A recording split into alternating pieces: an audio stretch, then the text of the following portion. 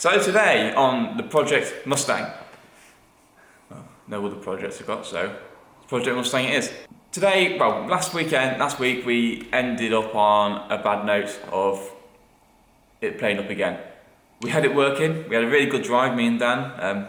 We did some work on the engine, we did the timing on it. However, the timing wheel has got loads of, it's been painted over, or the markings have been painted over. So yeah, the process we did was correct, but the timing mark we did it to, maybe not so right. So today I'm going to have a go at cleaning up that wheel. I've got some paint stripper and some Scotch-Brite, so I'm going to clean that up.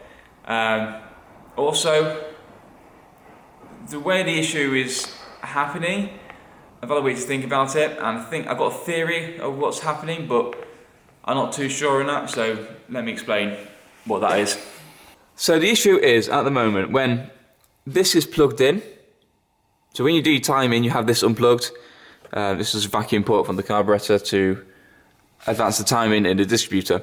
Now, when you unplug that, well, to time it, you unplug it, and then once it's fully timed, you plug it back in again, and it'll work as normal. Now, when that's plugged in, as you saw, the car stops.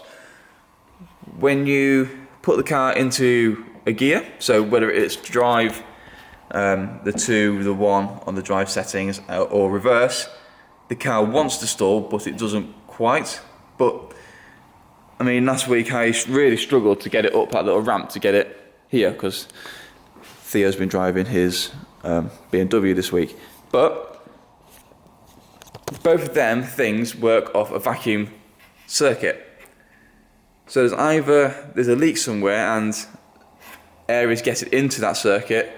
It's not being able to pull the vacuum required to operate them things.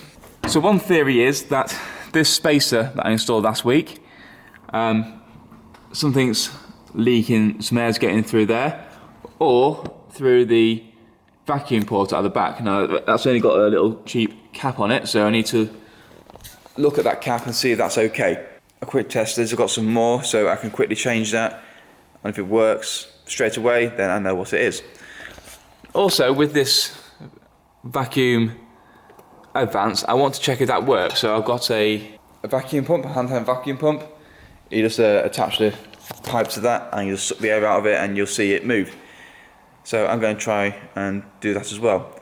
Also, look into the HT leads, as when you push the kingpin in when it's running, the engine speeds up. It's almost like it gets more spark. So some of the connections in there are not great. So first thing is to check the vacuum system, as that is the main issue. So I cleaned up my wheel. Well, a bit of backstory. I got it outside and it stopped working completely. It didn't want to start at all. So my assistant arrived. He helped me push it in. We've taken the carburetor off because I thought it was flooded with all the cranking and pumping of the pedal to get it going. I don't think it is, but it just it appeared that way. The cap has got a bit of moisture in there, which I've read in my Bible it doesn't help. So I need to blow that out with an air gun very shortly. But we've also noticed that plug 1 here, so the engine's at TDC now, with cylinder 1's already at the highest point it can be on the ignition stroke, and the rotating arm is nowhere near where it wants to be. So the timing, what we did the other week, is miles out, like ridiculously out. So we need to definitely fix that.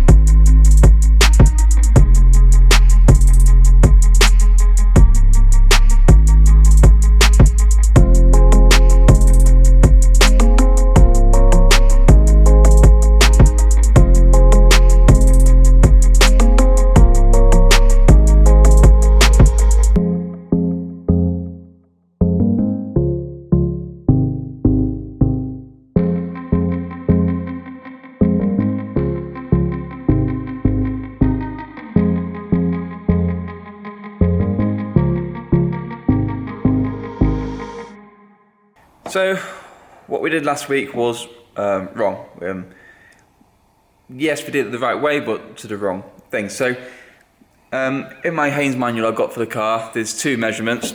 The book actually says, here it says points in, points gap in and millimeters. Now, we read it as in points gap in millimeters, but it's not, it's inches and millimeters in brackets. So, we set it to, was 68289, 0.2 of a millimeter, but that's in inches, so it should be 0.02 of an inch, where it should be 0.5 of a millimeter. So I've now set that correctly. These are the These are the points there. You set it when it goes over that lug. It opens it, and that's where it fires the spark down the wire. Also, with as I've been playing, I have put the red wires back on, purely because they're new, and I've done some resistance testing. So we've got the old wires there. The Kingpin wire is 7.8 and the new one is 2.3, and yeah, the new ones I've got a much lower resistance, and that should mean more power to the spark plug. I didn't manage to do them all because my multimeter ran out of batteries and I don't have any more here. So down in there, you can barely see on the camera, we have the timing wheel. Now, this point here, that is top dead center. So that black dot, what we're going to look for with the timing light in a minute, that is cylinder 1 all the way at the top of the chamber. What we want to set it to with the distributor is 6 degrees on the wheel there. So this wheel has little marks, you can't really see it on camera. I can't get my camera down there. Has 0.2 of a degree, 2 degree increments on it. So that's set at 6. So when the engine is going round, I am going to point a light gun in there, and it clips to the wire of the first spark plug. Spark plug 1, and that flashes every time that wire's got current into it. So when this meets the points in there, that will insert. When that's going, I'll turn the distributor, and that should then move the second dot, the 6 degree dot, to the timing marking point, and that will be the idle set correctly. Maybe.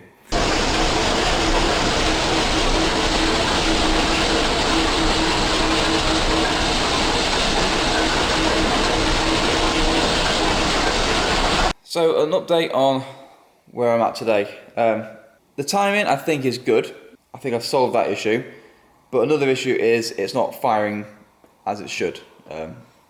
There's a wiring issue somewhere. So I've tested all the wires that came off and these new ones. I need to put that back in. The old wires have a far greater resistance than the new ones. I've also tested the primary circuit, which is these two, and the secondary circuit, which is them 2 points there with this disconnected. The primary circuit was too low in resistance and the secondary circuit was too high. So I'm not sure if there's an issue with that ignition coil itself. It seems to be working fine, but recently it's not been. I'm not sure if, I don't know why that's happening, but it is. So yeah, I need to do some research on that. I also need to find a new loom from here, because this wire is not the nicest. It looks like it can break at any second. And also this one here, I believe, it's just been looped together. I believe that goes onto this, which is the temperature, the engine temperature gauge. Now, it wasn't working in the dash cluster, and I know why, because it's got no wire on it. Hopefully when I see you again, I'll have some more bits. So a little update on where I'm at the minute. So I came in the week, this is 2 weeks after I started this part of the project. I came in the week after work, only for a few hours, and I installed a new coil and the new wiring came, replaced the old one that was broken. I was hoping that would fix the issue. It didn't. If anything, it made it worse. We had a little fire in the carb, so it's now backfiring through the carburetor, and there's a little fire hovering in here. I think I've blown some seals inside, so I've got to take it all apart and reseal it again. However, I was talking to the guy who I bought the car off yesterday, and he reckons that the capacitor inside here, that is at fault here. The first thing I'm going to do is try and replace that. So if it fires with that, then it's going to be all good.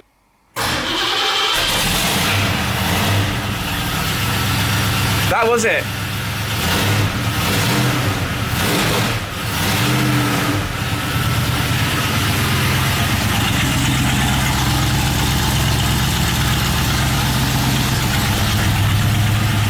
Seems to be running really well.